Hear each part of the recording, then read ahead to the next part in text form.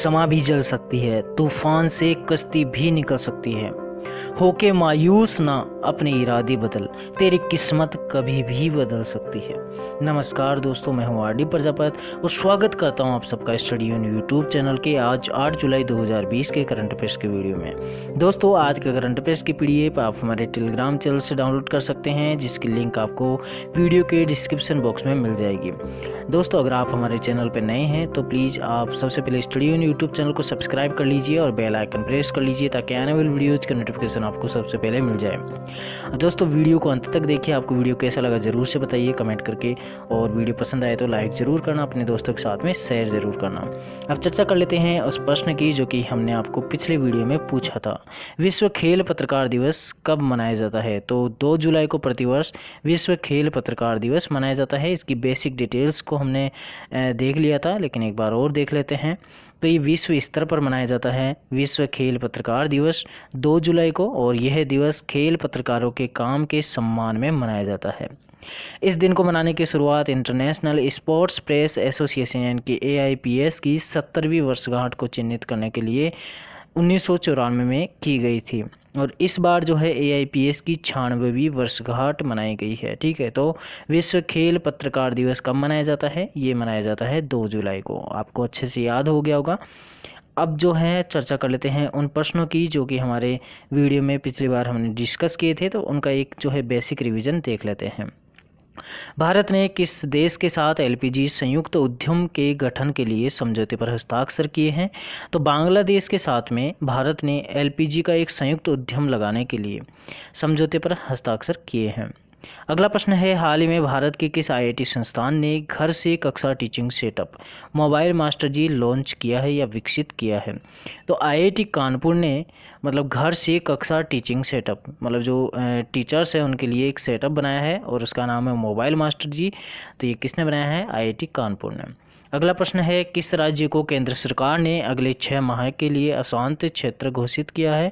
तो नागालैंड राज्य को अगले 6 माह के लिए अशांत क्षेत्र भारत सरकार ने घोषित किया है। अगला प्रश्न है, हाल ही में अंतर्राष्ट्रीय सहकारिता दिवस कब मनाया गया है?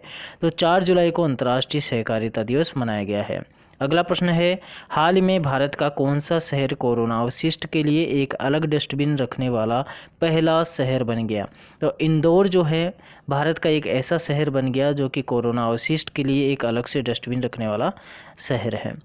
अगला प्रश्न है, हाल ही में फूडटेक कंपनी स्विगी ने अपना डिजिटल वॉलेट लॉन्च करने के लिए किस बैंक के साथ साझेदारी की है?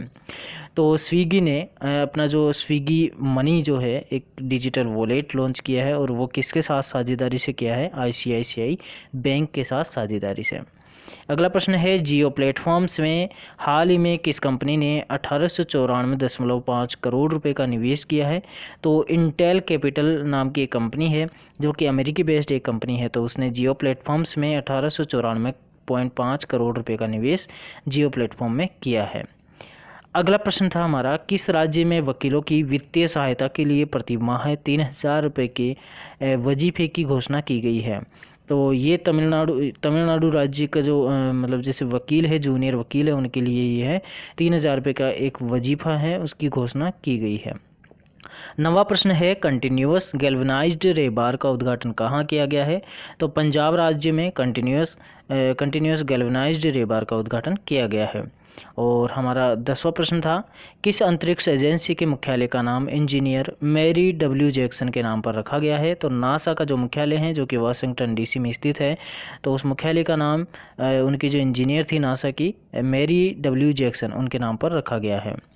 और अगला प्रश्न था, हाल ही में future of higher education 9 mega trends पुस्तक का विमोचन किसके द्वारा किया गया? तो हमारे देश के उपराष्ट्रपति M वेंकैया नायडू द्वारा future of higher education 9 mega trends पुस्तक का विमोचन किया गया।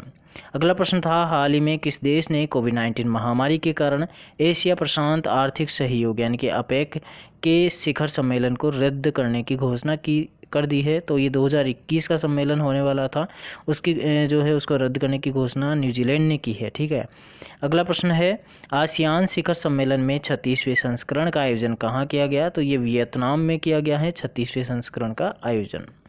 अगला प्रश्न है, हाल ही में किसने ड्रग डिस्कवरी हैकाथन को दवा की खोज प्रक्रिया का समर्थन करने के लिए शुरू किया है।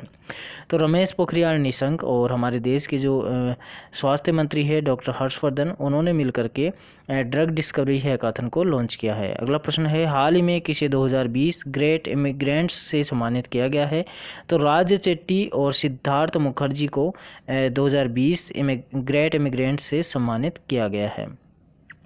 अगला प्रश्न है, द डायना अवार्ड 2020 किसने जीता है? तो प्रिया ठकराल जो है, जो कि दिल्ली की ब्रिटिश स्कूल की एक छात्रा है 13 वर्षीय, तो उसने द डायना अवार्ड 2020 जीता है। 17 क्वेश्चन था, हाल ही में सरोज खान का निधन हो गया है, वह कौन थी? तो सरोज खान जो कि बॉलीवुड कोरियोग्राफर थी दोस्तों, और उनका हाल ही में निधन हो गया। 18वां प्रश्न था, अंतर्राष्ट्रीय बौद्ध परिषद द्वारा धर्म चक्र दिवस कब मनाया जाता है? तो ये 4 जुलाई को, एक्चुअली ये मनाया जाता है आषाढ़ पूर्णिमा को, और इस बार आषाढ़ पूर्णिमा 4 जुलाई को थी, तो 4 जुलाई को मनाया गया। ठीक है। 19वां क्वेश्चन था, जीन कैस्टेक्स किस देश के नए प्रधानमंत्री नियुक्त हुए हैं? तो जीन कैस्टेक्स जो हैं वो फ्रांस के नए प्रधानमंत्री नियुक्त हुए हैं। अगला प्रश्न है, हाल ही में किसने रूस में हुए राष्ट्रपति चुनाव में जीत दर्ज की है? तो व्लादिमीर पुतिन जो है, उन्होंने रूस में राष्ट्रपति चुनाव हुए तो उसमें जीत दर्ज की है। उनका कार्यकाल 2024 तक था, जो कि बढ़कर के 12 साल का उसमें एक्सटेंशन मिला, और 2036 तक अब वे रूस के राष्ट्रपति पद पर बने रहेंगे। और अगला प्रश्न था, किस राज्य में किसानों को फसल ऋण देने के उद्देश्य से बलराम योजना शुरू की गई है? तो दोस्तों जो बलराम योजना है वो उड़ीसा राज्य में शुरू की गई है। किसके लिए? किसानों के लिए, जो कि भूमिहीन किसान हैं उनको ऋण प्रदान करने के लिए। अगला और लास्ट प्रश्न था हमारा कल का, हाल ही में किस राज्य या केंद्र शासित प्रदेश ने ई लर्निंग पोर्टल LEAD यानी कि लीड लॉन्च किया है?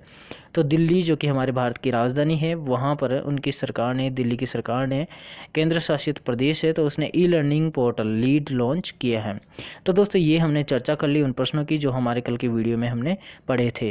दोस्तों इसकी पूरी डिटेल्स, इन प्रश्नों की पूरी डिटेल्स आप कल की वीडियो में जो है क्लिक करके आराम से देख सकते हैं, और पूरी डिटेल्स को आप नोट करके रखिए और रिवाइज करते रहिए। अगले दिन वैसे तो हम रिवाइज कर लेते हैं, लेकिन अगर आप लिख करके रिवाइज करेंगे तो ये चीज़ें आपको बेहतर तरीके से याद हो पाएगी। करंट अफेयर्स एक ऐसा टॉपिक है दोस्तों जो आपको जो है रेगुलर प्रैक्टिस के साथ में याद होता रहेगा। ठीक है दोस्तों, और अब जो है आपको ये वीडियो कैसा लग रहा है ज़रूर से बताइए, और इसके बाद में आप चर्चा करेंगे जो आज के करंट अफेयर्स के महत्वपूर्ण जो प्रश्न है, यानी कि 8 जुलाई के जो करंट अफेयर्स हैं उनके करंट अफेयर्स की चर्चा करेंगे। दोस्तों आपने स्टडी इन यूट्यूब चैनल को सब्सक्राइब नहीं किया है तो आप सब्सक्राइब कर लीजिए और बेल आइकन भी प्रेस कर लीजिए। अब चर्चा कर लेते हैं आज के प्रश्नों की। पहला प्रश्न है, किस राज्य में महाजॉब पोर्टल लॉन्च किया गया है? तो महाराष्ट्र राज्य में जो है महाजॉब पोर्टल लॉन्च किया गया है। ठीक है। अब इसकी बेसिक डिटेल को चेक करें तो नागरिकों को पुनः रोजगार के अवसर प्रदान करने के लिए महाराष्ट्र सरकार ने राज्य में महारोजगार पोर्टल यानी कि महाजॉब पोर्टल लॉन्च किया, और महाजॉब पोर्टल 17 सेक्टर में आवेदन करने में सक्षम करेगा। जो 17 सेक्टर है उनमें आवेदन करने के लिए, यहाँ पे 10 कुछ नहीं है, तो 17 सेक्टर है जो कि जॉब से संबंधित है, उसमें आवेदन करने के लिए सक्षम बनाएगा। और इसमें जैसे इंजीनियरिंग, लॉजिस्टिक्स, टेक्सटाइल और फार्मास्यूटिकल शामिल है। और यह पोर्टल नियोक्ताओं यानी कि जो एम्प्लॉयर है यानी कि जो जॉब प्रोवाइडर है को स्थानीय कर्मियों के बीच अंतर, यानी कि जो नियोक्ता है और जो स्थानीय कर्मी है यानी कि जो जिनको जॉब की ज़रूरत है, तो उनके बीच में जो भी डिस्टेंस है या फिर उनके बीच में जो मतलब जैसे डिस्टेंस है, उनको पता नहीं है कि कौन नियोक्ता है या फिर कौन जिसको जॉब चाहिए, किसको जॉब चाहिए, तो उन सब चीज़ों को अंतर को कम करके कुशल, अर्धकुशल या फिर अकुशल कर्मचारियों को रोजगार के अवसर मुहैया कराने में मदद करेगा। कौन मदद करेगा? महाराष्ट्र राज्य का महाजॉब पोर्टल। ठीक है। अब अगला, उससे पहले चर्चा कर लेते हैं हमारे महाराष्ट्र राज्य की भारत के मैप में। तो इधर आप देखेंगे कर्नाटक राज्य स्थित है, ये जो आप रेड कलर में देख रहे हैं ये महाराष्ट्र, नीचे कर्नाटक, और इधर गोवा राज्य स्थित है। इधर देखेंगे तो इधर जो है अरब सागर की, इधर जो है अरब सागर की सीमाएं महाराष्ट्र के साथ लगती है। इधर जो है गुजरात राज्य, इधर मध्य प्रदेश राज्य स्थित है, इधर छत्तीसगढ़ है और इधर तेलंगाना है। महाराष्ट्र की स्थापना 1 मई 1960 को हुई। राजधानी मुंबई, नागपुर शीतकालीन राजधानी है और जिलों की संख्या 36 है। और महाराष्ट्र के मुख्यमंत्री उद्धव ठाकरे, महाराष्ट्र के राज्यपाल भगत सिंह कोश्यारी है। विधानसभा की 78 सीटें और महाराष्ट्र में विधान परिषद की 78 और विधानसभा की 288 सीटें हैं। अगला प्रश्न है, हाल ही में ऑल इंडिया रेडियो आकाशवाणी ने संस्कृत भाषा के किस कार्यक्रम की शुरुआत की है दोस्तों? तो यहाँ पे ऑप्शन सी सही है। संस्कृत साप्ताहिकी नाम से एक संस्कृत कार्यक्रम का आयोजन ऑल इंडिया रेडियो पर किया जाएगा और ये प्रत्येक शनिवार को आयोजित किया जाएगा, जिसका रिवीजन जो है पुनः प्रसारण रविवार को होगा। और संस्कृत भाषा में प्रसारित होने वाला ऑल इंडिया रेडियो पर यह पहला प्रोग्राम है दोस्तों। तो इस तरह से, और इस प्रोग्राम में जो है सप्ताह भर की, यानी कि प्रत्येक शनिवार को होगा तो सप्ताह भर की जो भी प्रमुख गतिविधियां हैं, संस्कृत साहित्य, दर्शन, इतिहास, कला और संस्कृति, प्रसंग, ज्ञान, विज्ञान, बाल वल्लरी, एक भारत श्रेष्ठ भारत और अनविकसिकी खंड आदि शामिल होंगे। ठीक है, तो ये सब टॉपिक्स जो है संस्कृत साप्ताहिकी कार्यक्रम जो कि ऑल इंडिया रेडियो द्वारा प्रसारित किया जाएगा प्रत्येक शनिवार को, उसमें शामिल किए जाएंगे। अगला प्रश्न है, किस राज्य के टूरिज्म बोर्ड ने इंतजार आपका अभियान शुरू किया है? तो मध्य प्रदेश राज्य जो है वहाँ का जो टूरिज्म बोर्ड है, तो उसने इंतजार आपका नाम से एक अभियान शुरू किया है जो कि सोशल मीडिया बेस्ड है। और इस अभियान के तहत मध्य प्रदेश के जो प्रमुख पर्यटन स्थल है तो उनका अच्छे तरीके से वर्णन किया जाएगा ताकि जो पर्यटक है वो आकर्षित हो सके। मध्य प्रदेश की बात करें हमारे भारत के मैप में, तो इधर जो है आप रेड कलर में देख रहे हैं ये है मध्य प्रदेश। नीचे आ जाएंगे तो यहाँ पर है कर्नाटक और इधर है महाराष्ट्र राज्य, सॉरी गुजरात राज्य, यहाँ पर महाराष्ट्र राज्य, और इधर जो है छत्तीसगढ़ है। ऊपर की साइड में आप जाएंगे उत्तर प्रदेश, इधर है राजस्थान राज्य। ठीक है, तो ये मध्य प्रदेश की बात हमारे भारत के मैप में हुई। और कुछ बेसिक डिटेल्स की बात करें तो राजधानी भोपाल है, सबसे बड़ा जिला इंदौर है। मध्य प्रदेश में जिलों की संख्या 56 है। मुख्यमंत्री शिवराज सिंह चौहान, राज्यपाल लालजी टंडन है। दोस्तों लालजी टंडन का स्वास्थ्य अभी ठीक नहीं है, तो जो आनंदीबेन पटेल है जो कि छत्तीसगढ़ की अभी वर्तमान में राज्यपाल हैं, तो उनको जो है अतिरिक्त प्रभार यहाँ का सौंपा गया है। और विधानसभा की 231 सीटें हैं, राज्यसभा की 11 सीटें और मध्य प्रदेश में लोकसभा की 29 सीटें हैं। अब मध्य प्रदेश के कुछ मुख्य पर्यटन स्थल हैं, उनके बारे में चर्चा करें तो भीमबेटका, पंचवटी, खजुराहो, सांची स्तूप, ग्वालियर का किला और उज्जैन है। उज्जैन में दोस्तों प्रति 12 वर्षों में जो है कुंभ मेले का आयोजन होता है और जो कि विश्व स्तर पर प्रसिद्ध है। अब बात कर लेते हैं अगले प्रश्न की, तो किस बैंक ने लोन का इंस्टेंट अप्रूवल देने के लिए लोन इन सेकंड्स सेवा लॉन्च की है? तो यस बैंक ने इंस्टेंट अप्रूवल के लिए, किसका लोन का इंस्टेंट अप्रूवल, उसके लिए लोन इन सेकंड्स एक सर्विस की शुरुआत की है। तो उससे क्या होगा, जो लोन के लिए अप्रूवल होता है वो बिल्कुल ही कम समय में किया जाएगा और बिना किसी कागजात के लिए, क्योंकि जो कस्टमर वहाँ पे पहले से जो यस बैंक का कस्टमर है तो उसके डॉक्यूमेंट्स ऑलरेडी बैंक में जमा होंगे, तो उन्हीं को लेकर के जो है इंस्टेंट अप्रूवल दिया जाएगा लोन को लेकर। ठीक है, तो इस सेवा के माध्यम से बिना किसी दस्तावेज के तुरंत ऋण अप्रूव किया जाएगा और इसके तहत योग्य ग्राहक को बैंक द्वारा एक लिंक शेयर किया जाएगा जिसके माध्यम से ऋण के लिए आवेदन कर सकते हैं। अब बात कर लेते हैं यस बैंक की। तो यस बैंक का हेडक्वार्टर मुंबई महाराष्ट्र में स्थित है। एमडी और सीईओ है प्रशांत कुमार। यस बैंक की टैग लाइन है दोस्तों एक्सपीरियंस और एक्सपर्टाइज। ठीक है, तो इस बात को जरूर से याद रखिए कि यस बैंक का जो है मुख्यालय सबसे पहले मुंबई महाराष्ट्र में, और उसके बाद दूसरी चीज़ आपको याद रखनी है वो है टैग लाइन। ठीक है, क्योंकि कई बार जो है एग्जाम्स में टैगलाइन भी पूछ लेता है, तो यस बैंक की टैगलाइन है एक्सपीरियंस और एक्सपर्टीज। अगला प्रश्न है, देहिंग पटकाई वन्यजीव अभ्यारण्य को राष्ट्रीय उद्यान में अपग्रेड किया जाएगा, यानी कि जो नेशनल गार्डन या फिर नेशनल उद्यान है उसमें अपग्रेड किया जाएगा किसको, देहिंग पटकाई वन्यजीव अभ्यारण्य को। तो यह अभ्यारण्य कहाँ पर स्थित है, तो ये असम राज्य में स्थित है दोस्तों, देहिंग पटकाई वन्यजीव अभ्यारण्य। असम सरकार ने देहिंग पटकाई वन्यजीव अभ्यारण्य को राष्ट्रीय उद्यान में अपग्रेड करने का निर्णय 6 जुलाई 2020 को लिया है और कोल इंडिया लिमिटेड की इकाई NEC वर्ष 2003 से बिना किसी आधिकारिक मंजूरी के और इस स्थान पर जो है खनन कर रही थी और इसके खिलाफ जो है अप्रैल 2020 में सोशल मीडिया के माध्यम से एक जो पर्यावरणविद हैं उनके नेतृत्व में एक विरोध अभियान चलाया गया था दोस्तों।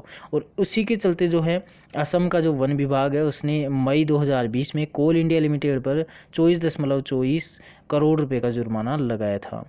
अब बात कर लेते हैं असम राज्य की हमारे भारत के मैप में। तो आप देख रहे हैं यह है असम। असम के ऊपर आप जाएंगे तो इधर अरुणाचल प्रदेश है, इधर नागालैंड है, नागालैंड के बाद इधर मणिपुर, यहाँ मिजोरम तथा इधर त्रिपुरा। तो इन सब राज्यों की बॉर्डर इसके साथ लगती है और यहाँ पर मेघालय की बॉर्डर यहाँ पर लगती है। असम के साथ में 2 देशों की सीमाएं लगती है, इधर भूटान की और इधर बांग्लादेश की। तो ये बात होगी हमारे भारत के मैप में असम की स्थिति की। अब बात कर लेते हैं कुछ बेसिक डिटेल्स की। तो गठन 26 जनवरी 1960 को हुआ। राजधानी दिसपुर है। असम का सबसे बड़ा शहर गुवाहाटी है। असम में 33 जिले हैं। राज्यपाल जगदीश मुखी हैं और असम के मुख्यमंत्री सर्बानंद सोनोवाल हैं। विधानसभा की 126 सीटें हैं। राज्यसभा की 7, लोकसभा की 14 सीटें हैं। असम में उच्च न्यायालय की बात करें तो गुवाहाटी उच्च न्यायालय यहाँ पर लगता है। अगला प्रश्न है, हाल ही में इतालवी फिल्म संगीतकार एनिनो मोरिकोन का निधन हो गया है। उन्हें ऑस्कर अवार्ड कब दिया गया था? तो उन्हें 2015 में ऑस्कर अवार्ड दिया गया था। ये इतालवी फिल्म संगीतकार है एनिनो मोरिकोन, जिनका हाल ही में निधन हो गया है। ठीक है, बेसिक डिटेल्स को चेक करें तो ये ऑस्कर विजेता थे और इनका निधन हो गया। उन्होंने अपने जीवन काल में 500 से अधिक फिल्में बनाई है और उन्होंने Quentin Tarantino the hateful eight 2015 में आई फिल्म में काम करने के लिए ऑस्कर अवार्ड उनको दिया गया था। अब अगला प्रश्न है हमारा, किस देश में भारत द्वारा निर्मित संस्कृत विद्यालय का उद्घाटन किया गया है? तो संस्कृत विद्यालय का उद्घाटन नेपाल में किया गया है दोस्तों, जो कि भारत द्वारा निर्मित है, मतलब भारत ने उसको बनाने में सहायता की है। और नेपाल के इलम जिले में भारत ने संस्कृत विद्यालय का उद्घाटन किया। इसे 2009 में स्थापित किया गया था। भारत ने इस विद्यालय के निर्माण में 1.94 करोड़ रुपए की सहायता राशि दी है और यह विद्यालय छात्रों को आधुनिक तथा वैदिक शिक्षा देने के लिए स्थापित किया गया है। नेपाल की बात करें तो राजधानी काठमांडू है। प्रधानमंत्री खड़ग प्रसाद ओली है और राष्ट्रपति विद्यादेवी भंडारी है। अगला प्रश्न है, किस राज्य में बुनकर समुदाय के लिए नेकर सम्मान योजना शुरू की गई है? तो कर्नाटक राज्य में जो है बुनकर समुदाय के लिए नेकर सम्मान योजना शुरू की गई है। और इसको बेसिक डिटेल चेक करें तो कर्नाटक राज्य ने बुनकर समुदाय के लिए एक नेकर सम्मान योजना शुरू की है, जिसका अर्थ है बुनकर सम्मान योजना। और इस योजना का लाभ उठाने के लिए, लाभार्थी बनने के लिए कर्नाटक राज्य में रेशम, कपास, ऊनी और अन्य हथकरघा बुनकरों को सेवा सिंधु पोर्टल, जो कि कर्नाटक राज्य सरकार का एक विभिन्न योजनाओं और सेवाओं को विकसित करने की पहल है। तो सेवा सिंधु पोर्टल पर जो है खुद को रजिस्टर करना पड़ेगा या फिर पंजीकृत करना होगा, उसके बाद में उनको लाभ मिलेगा। और लाभ के तहत उनको जो है 2000 रुपये की वित्तीय सहायता राशि प्रदान की जाएगी। कर्नाटक की बात कर लेते हैं हमारा जो भारत है उसके मैप में। ठीक है, तो कर्नाटक में जो है आप कर्नाटक को देख रहे हैं रेड कलर में, जो कि हमारे भारत मैप में दिखाया गया है। और इधर यहाँ पे छोटा सा है गोवा, इधर महाराष्ट्र है, इधर तेलंगाना, इधर आंध्र प्रदेश और इधर तमिलनाडु और नीचे की तरफ जो है केरल राज्य स्थित है। तो इस तरह से कर्नाटक की हमारे भारत के मैप में स्थिति हो गई। 1 नवंबर 1956 को गठन हुआ। राजधानी बेंगलुरु है, सबसे बड़ा जिला भी बेंगलुरु है। और कर्नाटक में 30 जिले। कर्नाटक के मुख्यमंत्री BS येदियुरप्पा है। राज्यपाल वजुभाई वाला है। विधानसभा की 225 सीटें, विधान परिषद की 75 सीटें, राज्यसभा की 12 सीटें, लोकसभा की 28 सीटें हैं। अगला प्रश्न है हमारा, भारत का कौन सा राज्य पहला राज्य बना है जहां पर हर घर में LPG कनेक्शन है? तो दोस्तों जो हिमाचल प्रदेश है वो भारत का पहला ऐसा राज्य बना है जहां पर हर घर में LPG कनेक्शन है। ठीक है, तो हिमाचल प्रदेश भारत का पहला हर घर में LPG कनेक्शन वाला राज्य बना है। और प्रधानमंत्री नरेंद्र मोदी द्वारा चलाई गई उज्ज्वला योजना तथा हिमाचल राज्य सरकार की योजना हिमाचल गृहिणी सुविधा योजना ने राज्य में 100% घरेलू रसोई गैस कनेक्शन प्राप्त करने के लिए महत्वपूर्ण भूमिका निभाई है। अब यहाँ पे जो है हिमाचल प्रदेश सही ऑप्शन। अगला जो इसकी बेसिक डिटेल्स को चेक करें हिमाचल प्रदेश की हमारे भारत के मैप में, तो आप स्थिति यहाँ पर सीधे से देख रहे हैं। और यहाँ पर यह रेड कलर में दिखाया गया है, यह है हिमाचल प्रदेश। ठीक है, और हिमाचल प्रदेश यहाँ पे दिखाया गया है। तो इसके पास में आप देखेंगे यहाँ पर जम्मू और कश्मीर है और इधर जो है लद्दाख है। और इधर नीचे की तरफ जाएंगे यहाँ पर जो है ये पंजाब है, इधर हरियाणा का बॉर्डर लगता है, इधर उत्तर प्रदेश का बॉर्डर लगता है। और इधर जाएंगे तो यहाँ पर जो है उत्तराखंड का बॉर्डर यहाँ पर लगता है। और इधर चाइना का बॉर्डर यहाँ पर हिमाचल प्रदेश के साथ में लगता है। अब इसकी बेसिक डिटेल्स को चेक करें तो गठन 25 जनवरी 1971 को हुआ। राजधानी शिमला है और हिमाचल प्रदेश का सबसे बड़ा शहर भी शिमला है। और जिले हैं हिमाचल प्रदेश में 12। राज्यपाल जयराम ठाकुर है, यहाँ पर आप फोटो में देख रहे हैं। और मुख्यमंत्री बंडारू दत्तात्रेय हैं। और विधानसभा की 68 सीटें, राज्यसभा की 3 सीटें हैं और हिमाचल प्रदेश में लोकसभा की 14 सीटें और उच्च न्यायालय हिमाचल प्रदेश उच्च न्यायालय लगता है। अगला और हमारा अंतिम प्रश्न है, वर्ल्ड चॉकलेट डे कब मनाया जाता है? तो वर्ल्ड चॉकलेट डे या फिर इंटरनेशनल चॉकलेट डे प्रतिवर्ष 7 जुलाई को मनाया जाता है। और वर्ल्ड चॉकलेट डे या फिर इंटरनेशनल चॉकलेट डे प्रतिवर्ष 7 जुलाई को मनाया जाता है आपसी प्रेम भाव के लिए, अपने प्रियजनों के साथ चॉकलेट साझा करने तथा चॉकलेट खाने को चिन्हित करने के लिए दिन मनाया जाता है। यह दिन यूरोप में पहली बार 1550 में लाई गई चॉकलेट को चिन्हित करने के लिए मनाया जाता है और पहली बार अंतर्राष्ट्रीय चॉकलेट दिवस 2009 में मनाया गया था। ठीक है, तो ये थे आज 8 जुलाई 2020 के करंट अफेयर्स के प्रश्न। और अभी चर्चा कर लेते हैं आपके लिए एक प्रश्न की, आपके लिए जो प्रश्न है उनकी। एक्चुअली 2 से 3 प्रश्न हमने आज रखे हैं, क्योंकि पिछले वीडियो में हमारे 22 प्रश्न थे, तो कम से कम आपके लिए 3 प्रश्न तो बनते हैं जिनका जवाब आप कमेंट बॉक्स में देंगे। तो पहला प्रश्न है कि किस राज्य में वकीलों की वित्तीय सहायता के लिए प्रति माह 3000 रुपये के वजीफे की घोषणा की गई है? तो इसका उत्तर आपको कमेंट बॉक्स में देना है। अगला प्रश्न है कि किस राज्य में किसानों को फसल ऋण देने के उद्देश्य से बलराम योजना शुरू की गई है?